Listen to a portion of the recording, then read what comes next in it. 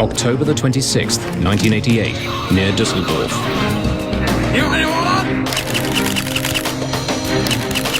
For weeks, German police have been following a group of suspected terrorists around the ancient town of Neuss.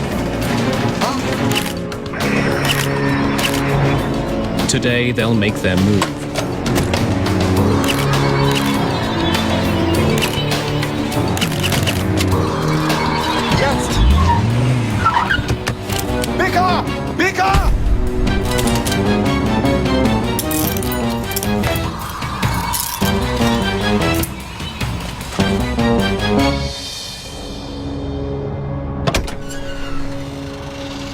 In the trunk of their car, police make an unusual discovery. Berühren Sie es nicht.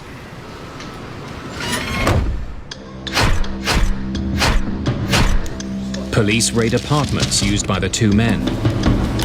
They find a number of blank passports and a small arsenal of weapons. When police closely examine the radio recovered from their car, they find it's wired with explosives.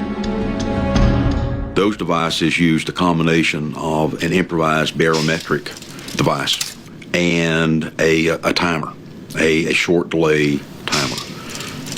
All these devices were in fact supposed to go onto an aircraft. A barometric timer is set off by changes in altitude. It's triggered when it reaches a certain height. Since that guarantees a plane will be in the air when the bomb goes off, it's a favorite device for those targeting passenger jets. The two men arrested in Germany work for a well-known terrorist organization, the Popular Front for the Liberation of Palestine. Leader of the PFLP-GC, Ahmed Jibril, made a speech in Libya in 1986, and one of the things he said was that until there's peace in the Middle East, there would be no safety for anyone traveling on an American or an Israeli airliner. Hafez Dal-Kamouni is shipping weapons to Syria and Lebanon. Marwan Krishat is a notorious bomb maker, responsible for bringing down at least one passenger jet. It's just a couple of months until the busy Christmas travel season. With the two men under arrest, German police have made commercial aviation a little safer.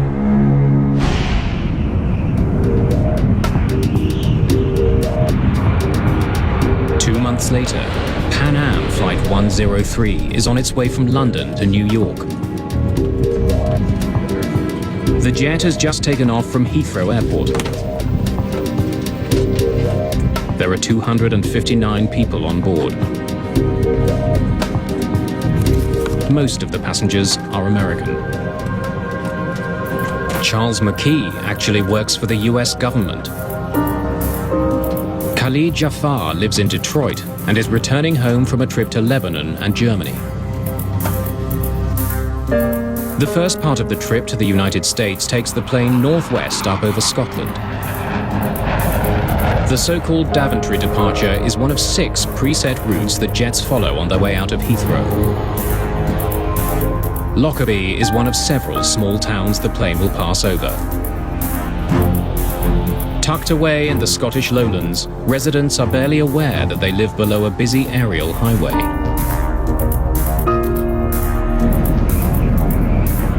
Pan Am calls this 747 Clipper Made of the Seas. As it levels off at 31,000 feet, the crew gets in touch with air traffic control. Good evening, Scottish. Clipper 103, we are level at 310. 103, you are identified. Captain James McQuarrie is 55 years old. Like many passengers on this pre-holiday flight, he's heading home.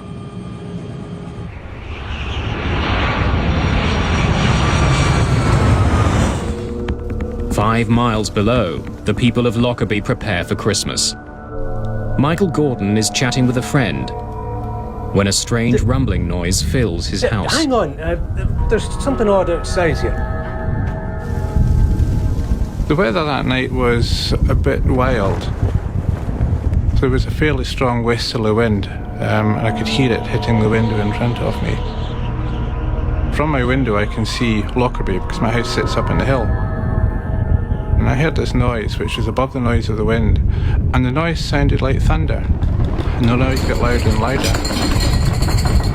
And I could hear the noise then got to the stage of being similar to a jet fighter. And at that time we had a lot of military aircraft passing through the area.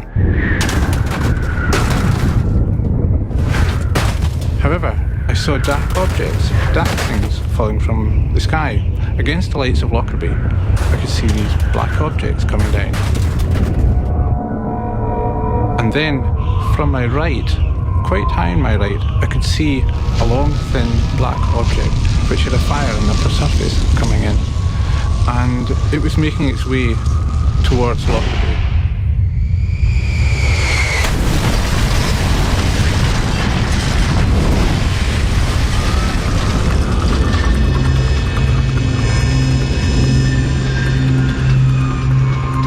When it hit, there was the most horrendous explosion, and I could hear the tiles on the roof of my house lifting. Hello? Hello? When the explosion took place, the telephone line stopped functioning.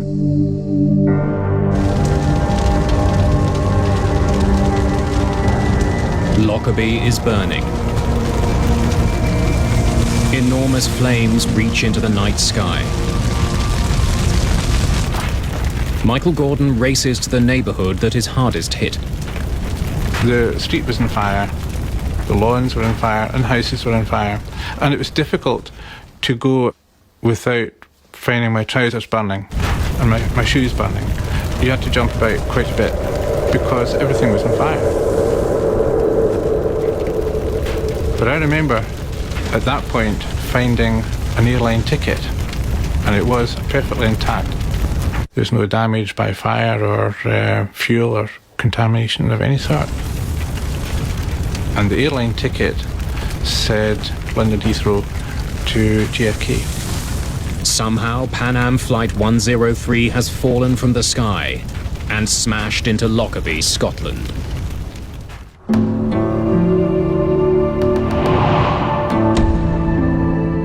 In the daylight, the full horror of the crash of Pan Am Flight 103 is obvious. Several houses on the ground have simply vanished, vaporized when the plane smashed into them. An enormous crater is torn through the southern edge of the town.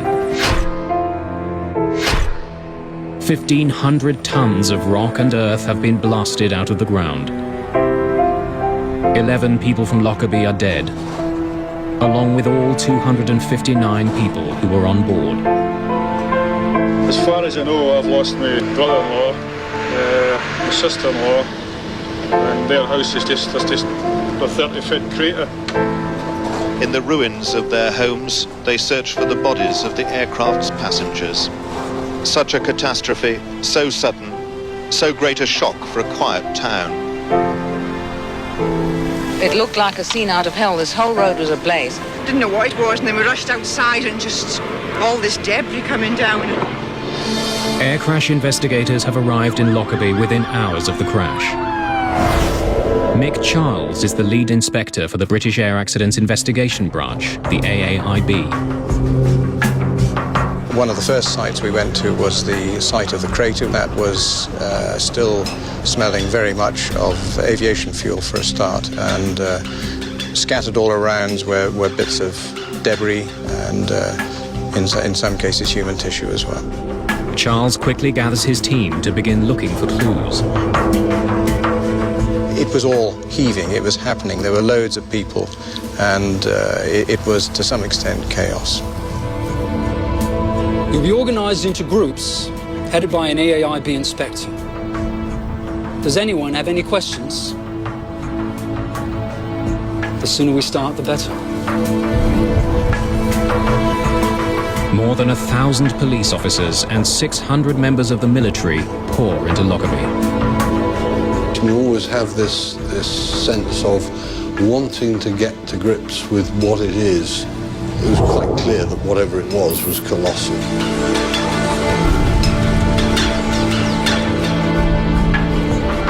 Any debris that's found is put into clear plastic bags and left to be collected later. Dark bags are used to store human remains.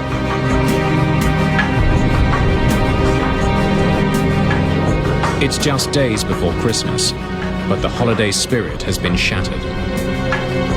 At the start of the investigation, what we were doing was finding out which bits of the aeroplane were where, actually finding all the aeroplane.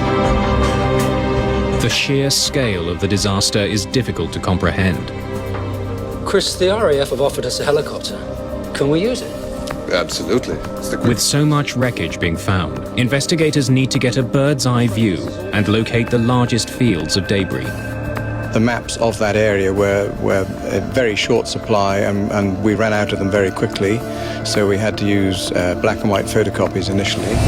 Investigators bring local police officer Michael Gordon with them to help in the search. The intention was for me to be able to identify geographical landmarks and identify parts of the aircraft.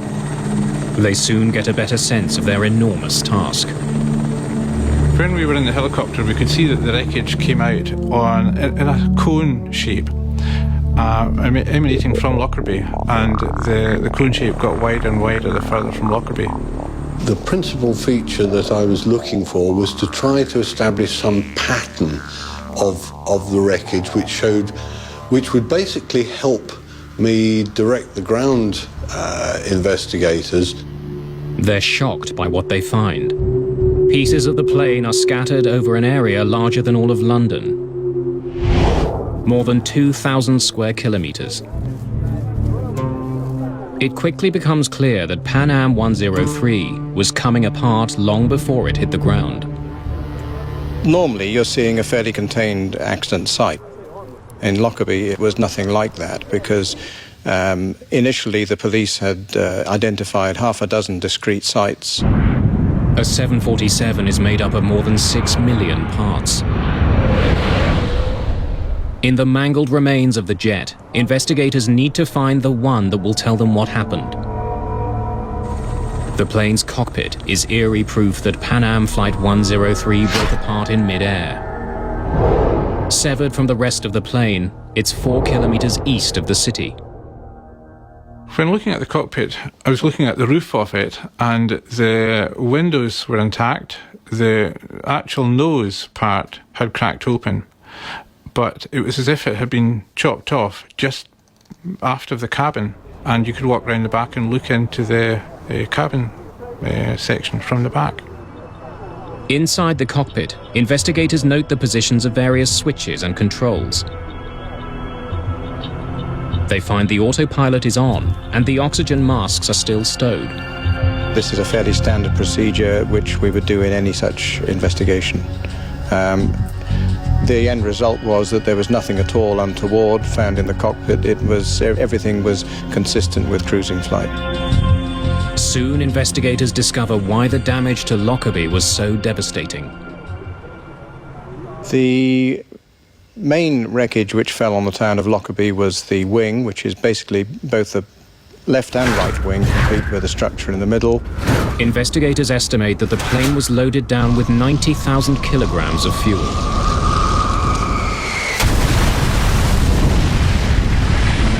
150 tons, descending essentially vertically at up to about 500 knots speed, and there's an awful lot of energy in that. And that's what created the crater. To find the cause of the crash, however, investigators will have to look elsewhere. They need to examine wreckage found south of Lockerbie. These pieces would have come off at the beginning of the disaster. While the painstaking work of collecting evidence continues, investigators comb through maintenance records. Those records raise concerns with the plane's age. Clipper Made of the Seas was the 15th 747 ever built by Boeing. This was one of the older Boeing 747s. It was built in 1970, so it was 18 years old and had got something like 75,000 flying hours. Perhaps some critical part of the plane had given way as it flew over Lockerbie. The two obvious possibilities were that it was a straightforward structural failure, or it was possibly the result of sabotage. McCharles, Tom Thurman, FBI. Good to meet you, Tom. I was expecting you. While the investigators are searching for possible answers in the history of the plane, the second possibility, sabotage, is also being pursued. We were there to provide technical expertise to the Scottish investigators into explosives and explosive damage, and that the telltale sign that it could be a bomb.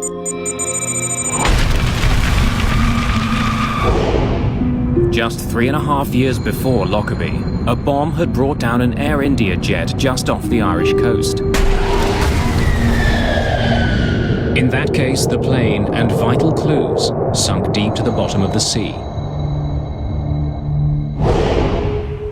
But the wreckage of the Pan Am flight litters the Scottish lowlands. If it was a bomb, there's a chance that important evidence can be found. What kind of logistical effort is it going to take to find everything, and I mean everything, and bring it back to a location to be able to look at it and come to some conclusion? With the fragments that we found on the ground, we were picking those up. We were looking for blast damage on these pieces of metal. But until we found something that said it was a bomb, physical evidence, it was an accident. We were very mindful of the fact that there was plenty of reports in the media about it being a terrorist act. It's a question of what evidence you find and which direction to take the investigation.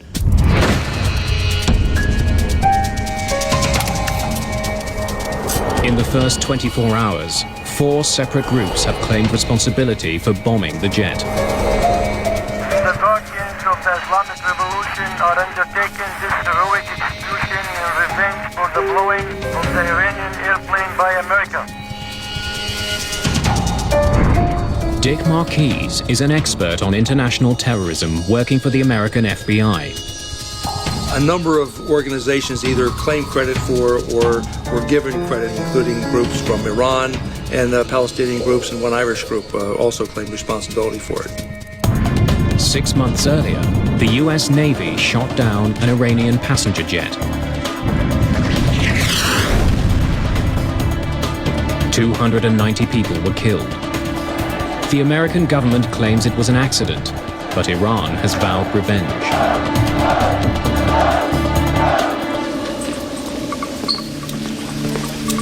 Other threats had been made in the weeks before the crash.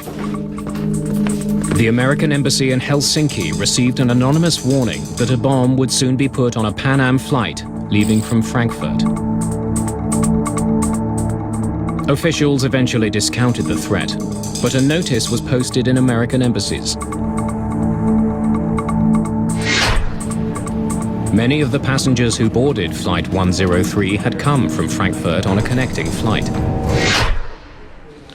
Right, excellent work, everyone. Then, on Christmas Eve, just 3 days after the crash of the plane, the investigation gets an enormous break. Everyone clear on what they need to do this evening? Terrific. Tom, can I see you? Absolutely.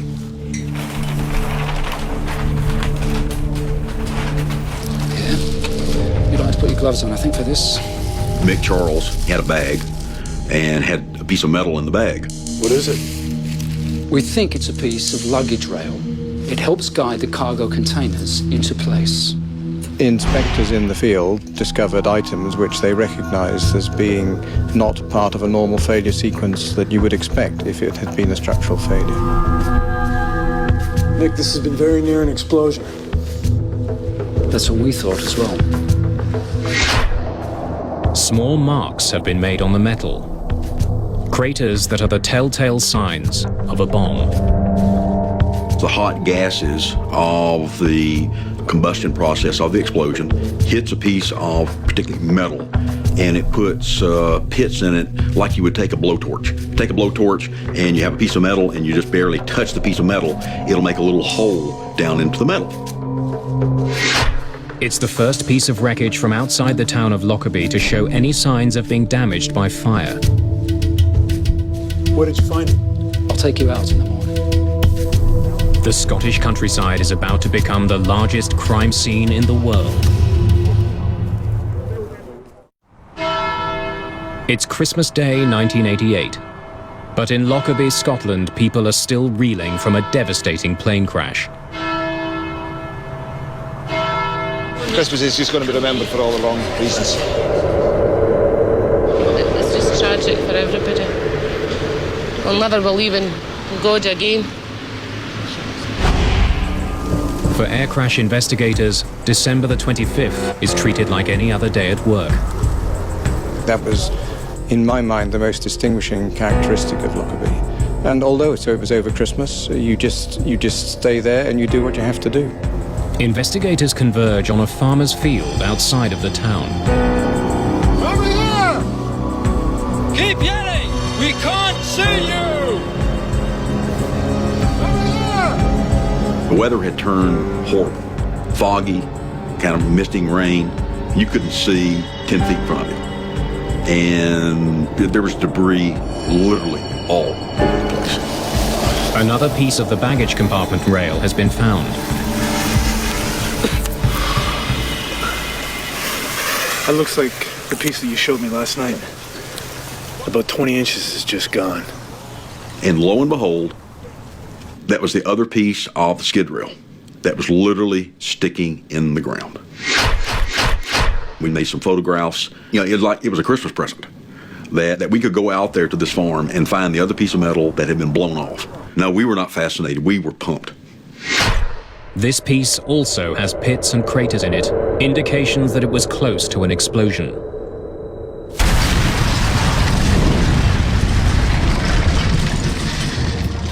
The pieces of wreckage are part of the southern debris field, and near the beginning of it. The placement suggests they were some of the first parts to break off the plane. We were very suspicious that it was a bomb which had caused this destruction. But we were not prepared to say anything until we'd had those details confirmed by the forensic experts. A British forensics lab has made the critical link. Traces of 2 chemicals used to make plastic explosive are found on the debris recovered near Lockerbie.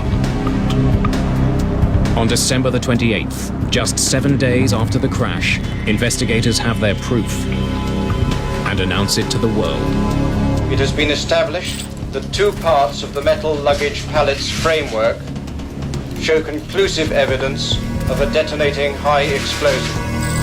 The crash of Pan Am Flight 103 is now officially a crime. Our mandate with regard to Lockerbie was find out who did it and prove it. Because what we wanted to do is bring someone to justice and make them answer for killing 270 people. With terrorism now the official cause, rumors start to fly. Speculation eventually focuses on 2 passengers. Charles McKee works for the US Department of Defense. Charles McGee was returning from the Middle East, where he was working trying to free hostages that had been taken in the Middle East during the mid-1980s. The hostages McKee was trying to release were being held in Lebanon. In 1988, a civil war was tearing that country apart. Americans were seen as useful bargaining chips. There was speculation in the media that Charles McKee may have been targeted by terrorists because of the work he was doing. McKee isn't the only passenger who captures the attention of the media. Khalid Jafar was 20 years old and was returning home to the US after a trip to Lebanon and Germany. Perhaps a bomb was carried on board an aircraft by someone who may have had a Middle Eastern-sounding name. Jafar was examined as a potential suspect. The story makes it as far as the US Congress, but no proof can be found that Jafar was involved or that McKee was the intended target. We looked at every single passenger on the plane to see if, in fact, someone could have given them a bomb. The evidence proved that not to be the case. In Lockerbie, investigators from the AAIB continue to sort through the tons of tangled metal. We could, I suppose in theory, have just stopped, but we thought, we know it's a bomb, we have all of the wreckage over land, it's an ideal opportunity to recover it all and to understand it properly. We knew it was a small bomb, but we didn't understand the explosive processes. Investigators are particularly interested in the hull of the aircraft. They move pieces of it to a military hangar just outside of town.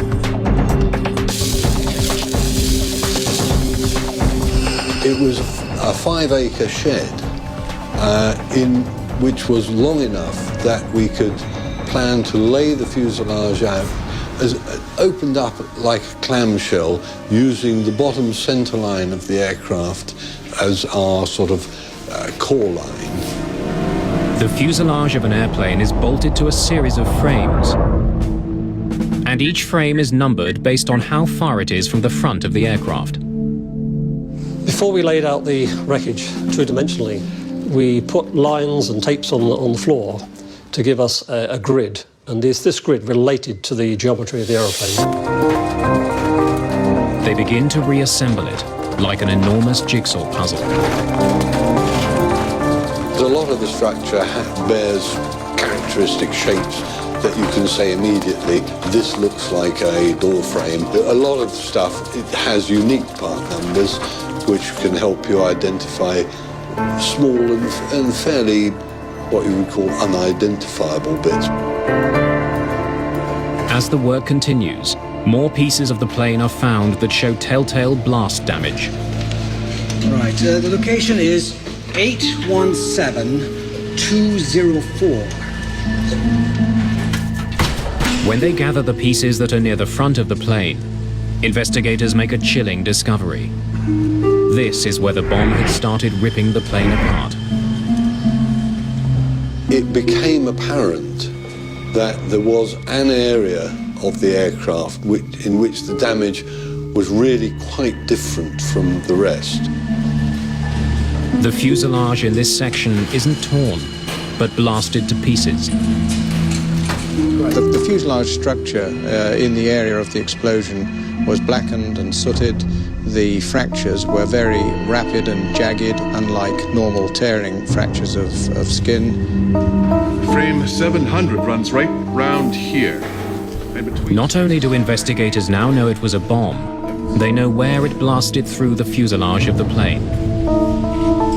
Just outside of the forward luggage compartment.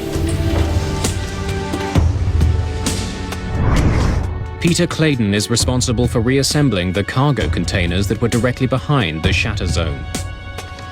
The main goal I had was to identify the baggage container that contained the device. We had maybe 20 baggage containers of a similar construction. So it's like having 20 jigsaw puzzles all mixed up. The investigators concentrate on the cargo containers that were found in the southern debris field, wreckage that was ejected shortly after the explosion.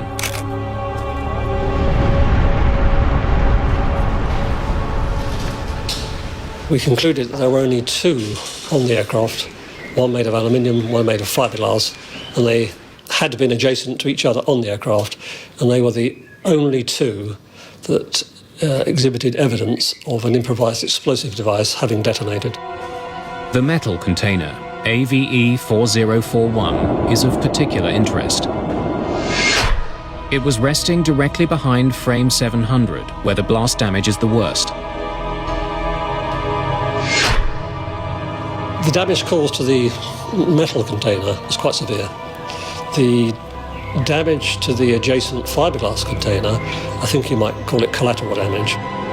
Investigators create a simple framework and attach the pieces of the real cargo container to it. As they do, it becomes clear. AVE 4041 carried the bomb that brought the plane down. Closely examining damage to the floor and the side of the container, investigators are also able to pinpoint the height of the bomb, where it was in the container when it exploded. What that said to me was that the device was probably in a suitcase, and that suitcase was probably not on the floor of the container. It looked like it was one level up. According to luggage records, it means that the bag containing the bomb had come from a connecting flight. While investigators are assembling a piece of the metal container, they discover a fragment of wreckage that doesn't belong. When I was looking at it, I saw a little piece of debris trapped in one of the folds. So gently flexing this apart, it fell out. When I looked at it, I could see it was a fragment of a printed circuit board, an electronic circuit board. Can you bring me a camera and an evidence bag, please?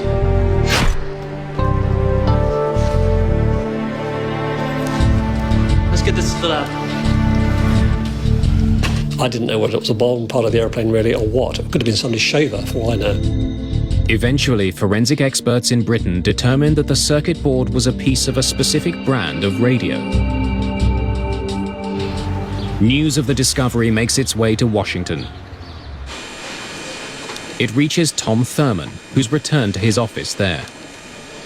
And lo and behold, an identification was made into a Toshiba SF-16 radio. And ironically enough, the name on the side of that radio, just as a brand name, I guess, was called a bomb beat radio. The radio cassette player had hidden the bomb. It's very similar to the one that was recovered by German police when they cracked the Palestinian terrorist cell 2 months before the bombing. Had German police somehow missed something? Had a bomb made here been used on the Pan Am flight?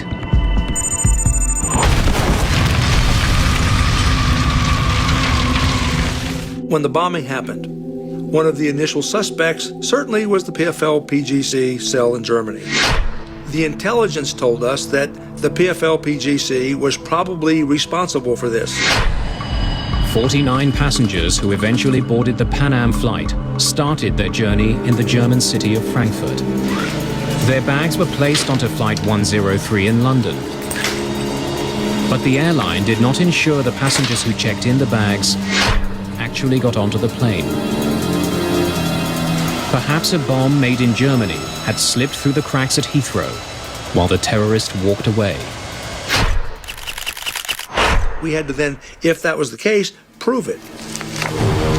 As the investigation continues, there's a puzzling discovery. While made by the same company, the cassette player used in the Lockerbie bombing is slightly different from the one that was seized in Germany. Both were contained in Toshiba radios, but one was a one-speaker model, and the one that blew up the Lockerbie plane was a two-speaker, more updated model radio. The difference in the model of radio being used raises doubts. Perhaps the terrorists in Germany are not responsible.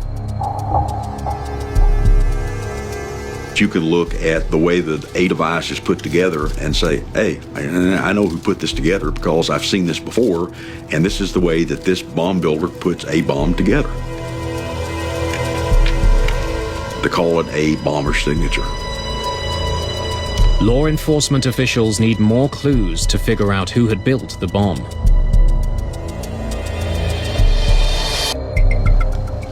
Perhaps the suitcase it was packed in can provide those clues. Studying small pieces of wreckage, British forensic experts find that the suitcase was a hard-sided Samsonite 4000. Samsonite made only a few thousand of these suitcases and sold all of them in the Middle East. Several pieces of clothing have also been identified that were very close to the explosion, likely in the suitcase that concealed the bomb. Most of these clothes were made by a single manufacturer and were only sold on the tiny island of Malta. So Malta became the focus of the investigation because of the manufacture and eventually distribution of some of the clothing that was found at Lockerbie. Investigators find the shop in Malta where the clothes were sold. The owner gives them another clue. The key thing that he told us was the person had a Libyan accent. Something we didn't really have evidence yet that tied Libya to the bombing. It was just 2 weeks before the attack on the Pan Am flight. In 1988, Libya was reeling from a number of confrontations with the American military. Economic sanctions had been imposed. The country was isolated, and its leader, Muammar Gaddafi, aggressively anti-American. Perhaps the bombing of the Pan Am flight was an attack by Libya against the United States. Pouring through baggage records for the Pan Am flight, police discover one piece of luggage that had been carried from Malta to Frankfurt earlier that day. Bag number B8849 had then been sent through to Britain's Heathrow Airport. Once there, it was placed on the second level of cargo container AVE 4041. It was the Samsonite case investigators now know carried the bomb.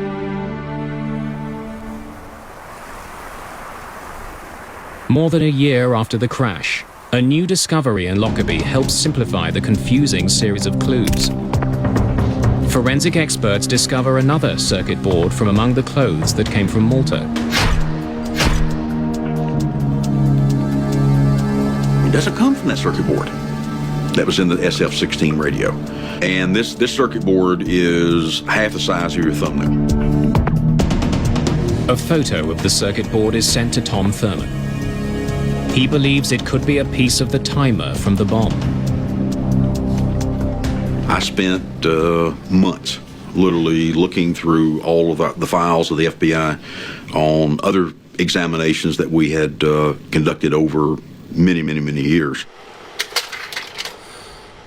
The FBI has photos of timers used to detonate bombs around the world. But Thurman can't find any that match the piece found at Lockerbie. Nope.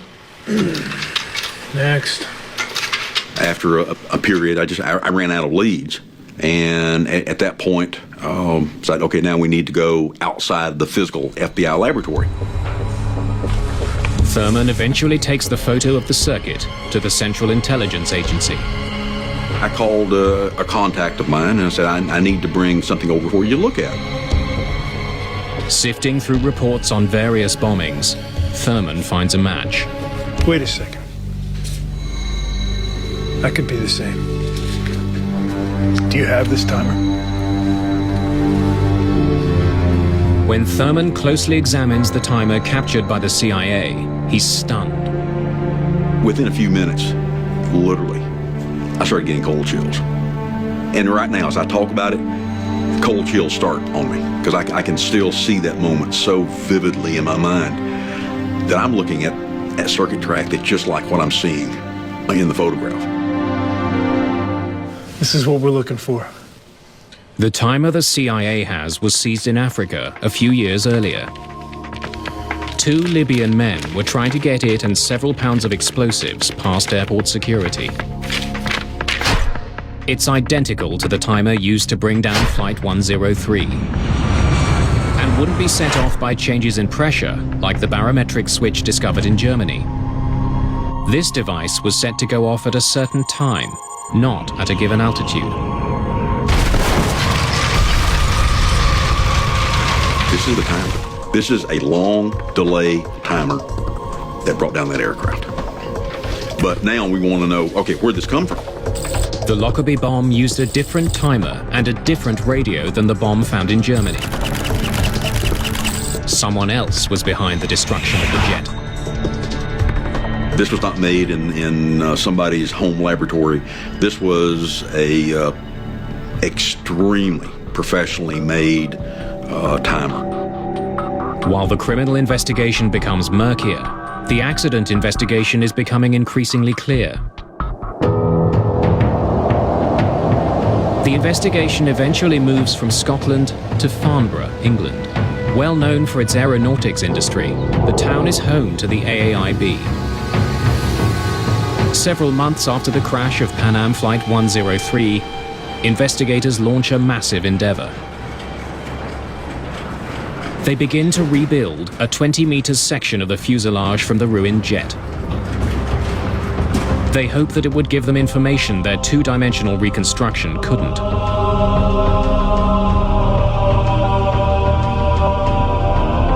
They can see that the explosion tore a 1.5 by 5 meter hole in the side of the plane.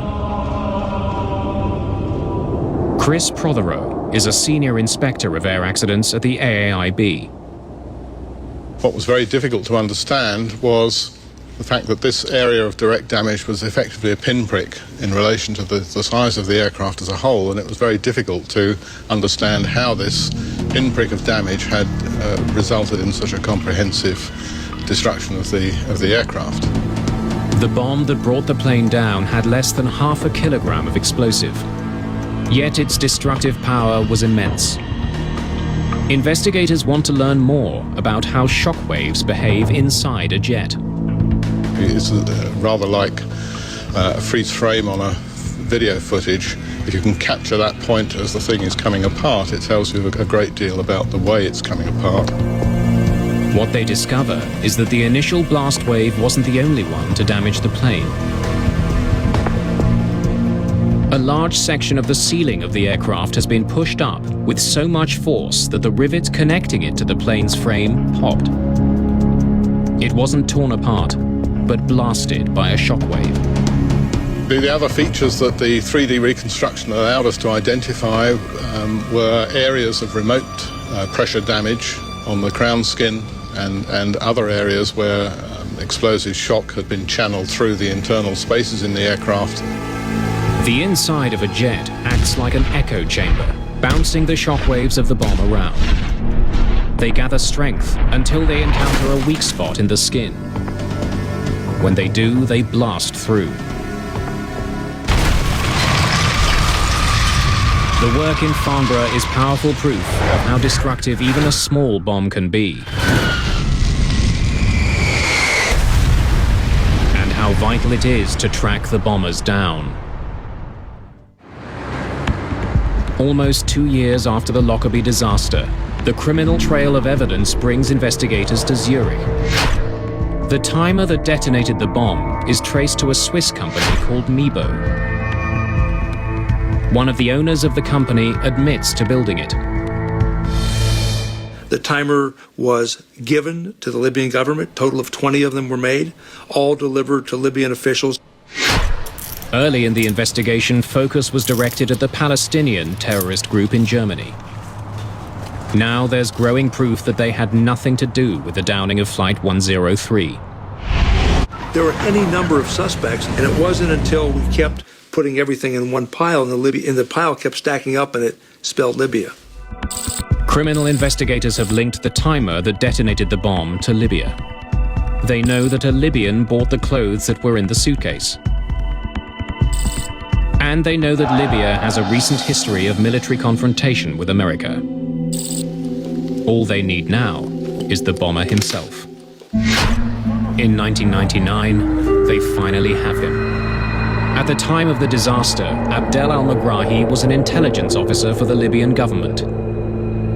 He's arrested and charged. He was a high-ranking Libyan official.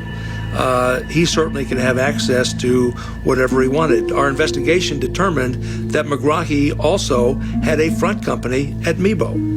He had been there many times. They certainly knew each other. When you start to see all the connections and these things just start fitting together, it made it easier to accept our evidence.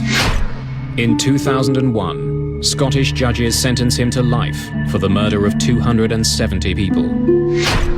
2 years later, the government of Libya officially accepts responsibility for the bombing and pays $2.7 billion to the families involved. Anger is also aimed at Pan Am for the role it played in the disaster. A Scottish inquiry points a finger at the company. The passenger who checked the bomb onto Flight 103 did not get on board. It's a fact that Pan Am could have discovered had it been following proper procedures. One of the things we discovered when we looked into the bombing of Pan Am Flight 103 was that there were several bags on that plane that did not correspond to passengers. One of the changes that came about as a result of the Air India bombing was that airlines were forced to make sure no bag was put on a plane without a passenger accompanying it. It's called passenger baggage reconciliation. Without proper notification, Pan Am had stopped matching passengers and baggage at Heathrow Airport. So that rule that said that all passengers and luggage have to be matched was not followed. The company was eventually found guilty of willful misconduct.